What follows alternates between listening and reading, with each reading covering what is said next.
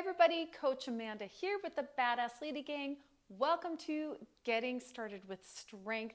Today we're doing planks with hip drivers. What does that look like? What does that mean?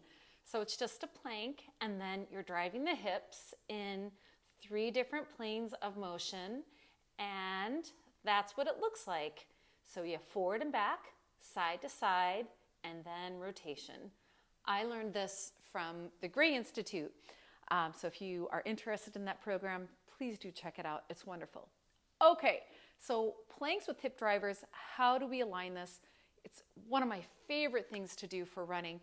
First, you need to have a strong upper body and you have to have good alignment of your core. If you haven't already, go through how to align the abdomen for strength work, okay? For one way to align your abdomen. And then also check out my bear plank alignment, and that will really go through a lot of detail for the upper body. So we'll go through those 2 things pretty quickly here. All right, hands come onto the ground, fingertips are spread wide. Upper arm bones rotate away from the midline of the body. Inner parts of the elbows start to point forward towards the fingertips. There's a soft bend at the elbow, and you'll find that the shoulders will get engaged that way. Pull your shoulders away from the ears and spread the shoulder blades apart. If the ribs are dumping down to the ground, lift the ribs to the back of the body. If the pelvis is dumping to the ground, lift up that low core, not to tuck, just to find a nice neutral position. All right, now from here, and make sure you can breathe here. Next, you extend both of the legs back.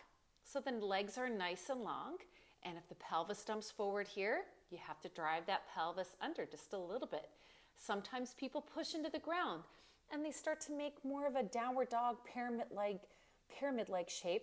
That's not what a high plank is. That's not what we're doing here today. I want you to just shift the weight forward so that the heart is over the wrists. Okay, there are 3 planes of motion. The sagittal plane, the pelvis just moves down and up. So we're just moving little down and up motion here. The hips are driving the motion. And then we have a frontal plane. So it's just like moving side to side through 2 panes of glass. Try not to let the butt lift up and hinge at the hip. We're keeping the heart forward. And then we can make rainbows with our hips. And that is a little bit of rotation. So we can rotate the hips one way and then the other way.